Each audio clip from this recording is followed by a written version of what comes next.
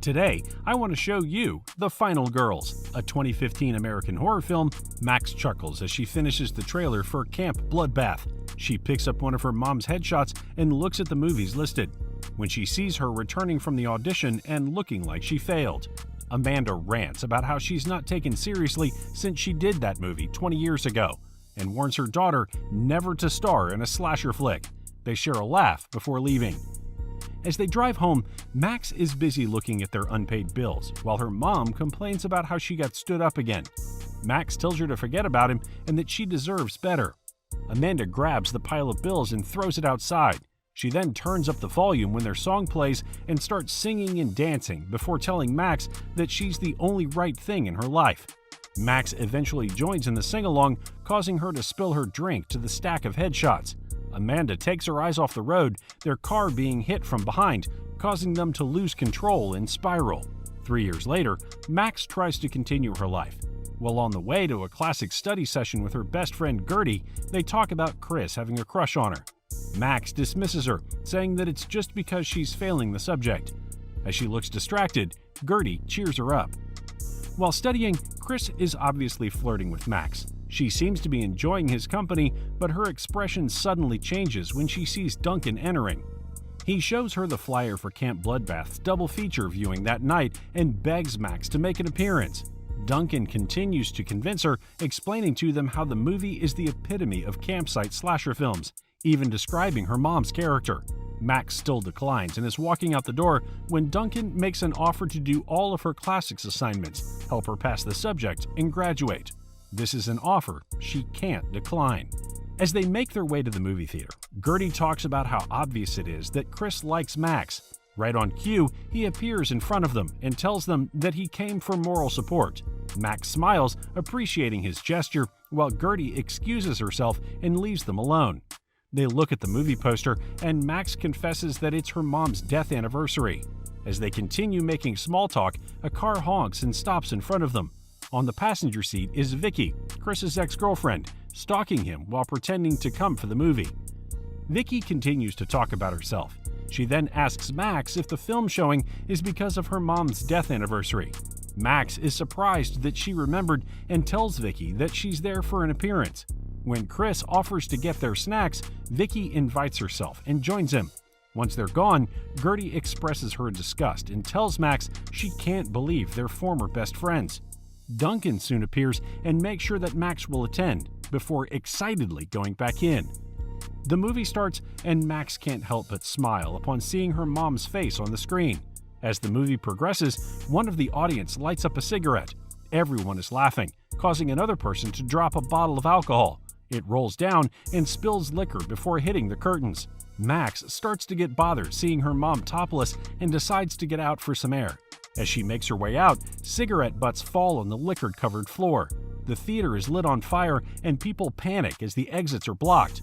Max grabs a machete on the floor, cuts a hole in the screen, and they step inside. Max wakes up coughing in the woods. Soon after, her friends appear. They hear a car approaching, and Duncan can't help himself when he sees that it's Tina and Kurt from the movie, asking them for directions to Camp Bluefinch. Everyone is confused and believes that they are having the same hallucinations. As they talk about how they must be dead, the van arrives again exactly 92 minutes later. Tina once again asks for directions, and Chris answers her this time. Gertie is convinced that they're going crazy, but Duncan seems to realize what's happening and starts his watch. He counts down the seconds, and true enough, the van appears again. This time, Duncan claims they're also counselors and asks for a ride, convincing the rest that they have no choice but to play along. When they're almost at the camp, Kurt says his line and Nancy wakes up. Max is in tears as she sees her mom alive after 3 years. They arrive at Camp Bluefinch and the movie title appears. They watch as the characters continue to play their parts, and Duncan confirms that they're in the movie. As they talk about how everything is on schedule and how everyone who gets laid in the movie dies, Max looks at Nancy flirting with Kurt. Vicky, Gertie, and Duncan approach Kurt to borrow his keys and take off with the van. Duncan, being a diehard fan, is having a blast as Kurt teases Vicky. He throws the keys away, and the three of them have no choice but to look in the woods. Max approaches Nancy as she fixes the board.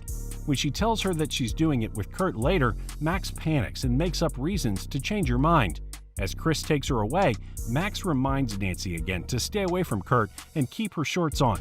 Nancy goes back to her friends and tells them that Max and her group are not in the counselor's list. As they look for the car keys, they hear Mimi humming nearby. They hide behind a tree trunk, and Duncan stops them from going back or warning Mimi. They watch as the hiker approaches her, and they make out. At this moment, they hear distorted echoes, signaling that the machete-wielding Billy Murphy has arrived. He first goes for the hiker, then finishes Mimi and throws her in front of them. All of them run away except for Duncan. He's convinced that they're safe because they're not really part of the movie, even tasting Mimi's blood, thinking it's corn syrup. When he realized that it's real, he tells them they can't even leave the movie until the final girl defeats Billy Murphy and the credits roll. When he remembers that the final girl is Paula, he comes up with a plan to stick with her until the end. He then takes out his phone to make a selfie with Billy standing behind him. He trembles when Billy slowly walks towards him and heavily sighs with relief when he leaves. Thinking that he's immune, he laughs off before a machete is thrusted hard on his side. The rest of the group runs and tries to escape, but they keep on going back to the same moments no matter which direction they take. After a while, Max realizes that they literally cannot leave the movie. As they play along and join the others in singing, Max thinks of how they can escape. Paula arrives and they come up with their game plan to stick with the others and make sure that no top comes off. Chris is assigned to Kurt and tries to enlighten him about objectifying women. On the other hand, Gertie is assigned to Blake and they awkwardly make small talk while he picks up wood. Back in the house, Vicky is assigned to Tina, where she's just pissed about her dumbness, even playing with her Adderall. Also in charge of Paula, Vicky can't help but ask her where the weapons are. She then tells her that bad things are going to happen and they should get ready. Right on schedule, Nancy is getting ready for Kurt. Max hears the distorted echoes and hurries up to her. She tells Nancy how she deserves so much better, and they share a moment before Kurt enters the door, ruining it. Chris runs up when they hear the echoes again, with Billy already outside looking at them through the window. Moments later, Gertie screams, forcing everyone to gather. She looks at Max and asks her to tell them about Billy. When Nancy hears this, the counselors assemble around the living room and she starts to tell them about the legend. While doing so, the house slowly transforms and Max and her friends are taken to a flashback.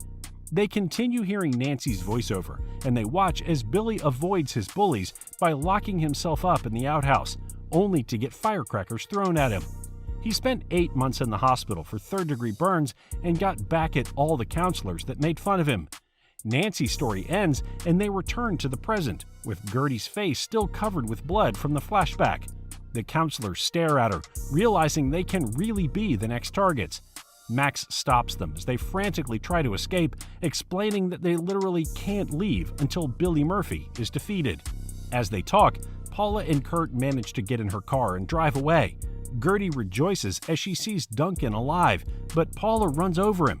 She then loses control and slams on the camp signage, causing Kurt to be thrown out the windshield and crushed on the floor.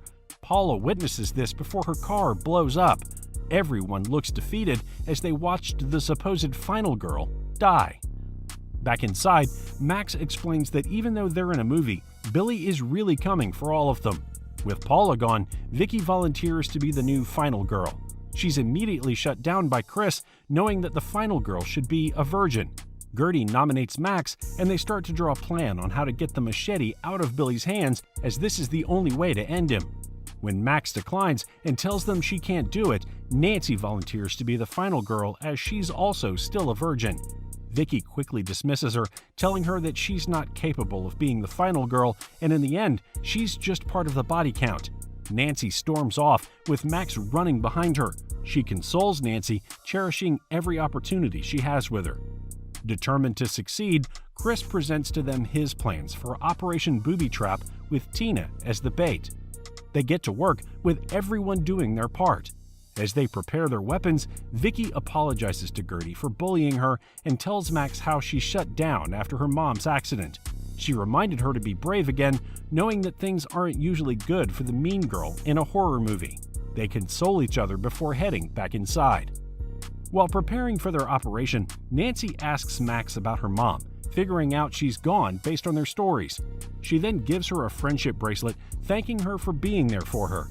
As Max realizes that they can both survive, she invites Nancy to come live with her once they make it, grabbing every chance she can to get another shot with her mom. Their moment is interrupted by her friends, alarming them of a situation. Moments before they execute their plan, they discover that Tina has taken Vicky's Adderalls, making her pumped up and energetic. As they have no time to re-strategize, they push through with her as the bait. After taking their positions and confirming that everything's ready, Nancy plays Tina's song, encouraging her to unleash the beast. She performs a striptease, lifting her top off at the end. Tina panics as she sees Billy close and retreats back inside, despite Chris stopping her. She trips and falls into a bear trap. With no time to save her, Chris instructs Gertie to cut off the rope, resulting in a log thrusting Billy up against the door and into a deer wall mount. Blake declares his feelings for Gertie before going down and attempting to finish Billy. As he comes near to get the machete, Billy wakes up and shoves it into him. Blake falls down and Max tells everyone to get back in the kitchen. Vicky and Gertie go up while the rest try to slow Billy down with flame arrows, but he doesn't seem to get hurt. With the two girls holding the next trap, Nancy makes it down their escape route when Billy arrives. Vicky and Gertie pull down on time, but as luck may have it, the rope is stuck. Billy pushes the shelf behind him, trapping them under, while Max aims at him to try and stop him. She fails, and Billy thrusts his machete through the shelf and into Gertie. Knowing that she's next, Vicky tells Max and Chris to leave them and hold Gertie's hand before pulling on the rope with all her strength. Gasoline pours down on Billy, the three of them blowing up in the room. While in slow motion, a flaming Billy jumps out the window and chases them until they fall off of a pond. Max and Chris instruct Nancy to tell the flashback story to escape, but they take him with them. They are saved when Billy is hit by the car and Max picks up the machete which landed in front of her. As they witness the firecracker incident again, they discover the story's continuation and the younger Billy's hideout. As they watch him run off, the masked Billy approaches them from behind and Nancy ends the flashback to bring them back to present. As they try to escape, Billy suddenly appears and stabs Chris before taking Nancy away. Max has no choice but to watch her go. She helps Chris and brings him to a chapel before leaving him to save her mom. Max enters the barn hideout from the last flashback, holding the machete as she looks for Nancy. While untying her, Billy appears from behind. Max fights him off with all her might, but he's just too powerful and slams her down before stabbing her. Seeing this, Nancy gets up, picks up the machete, and pierces Billy. As soon as he's down, she helps Max and they get out. Back at the chapel, Nancy assures Max that she won't die and tells her that she can't be the final girl as long as Nancy is alive. She continues to tell Max that in the end, she's still not meant to be the final girl. Hearing her plans, Max finally reveals that she's her mom in the real world and how badly she wanted to save her this time. Nancy tells her that she will never lose her, but she has to let her go. She kisses her goodbye and starts to walk off. Once outside the chapel, Nancy stripteases to lure Billy. As he nears her, she says goodbye to Max for the last time before getting stabbed. Simultaneously, Nancy's life ends while Max awakens with the power of the final girl. She gets up, picks up the machete, and walks out, ready to end it. She attacks Billy and fights him off with her newly found strength. After escaping and countering all of his attacks, Max hits Billy in the leg before decapitating him. She watches as the camp bloodbath credits play in the sky, and she and Chris share a passionate kiss. Moments later, they're transformed to what seemed like the end of the movie, and their surroundings whirl. Max wakes up in a hospital, surrounded by familiar voices. She's dumbfounded when she sees her friends alive and realizes that they're finally back home. Confused with everything, Duncan confirms that they were indeed in the movie by showing her his machete wound. As Max looks down at her wrists and sees the bracelet Nancy gave her, their heads turn at the door as they hear the distorted echoes again. They peek at the door and watch as a doctor and nurse make out. When Duncan sees some signs and realizes they're in the Camp Bloodbath sequel, Billy crashes through the hospital doors, and Max grabs a metal pole, determined to be the final girl. once again. Thanks for watching. If you enjoyed the video, don't forget to subscribe to the channel and hit that like button.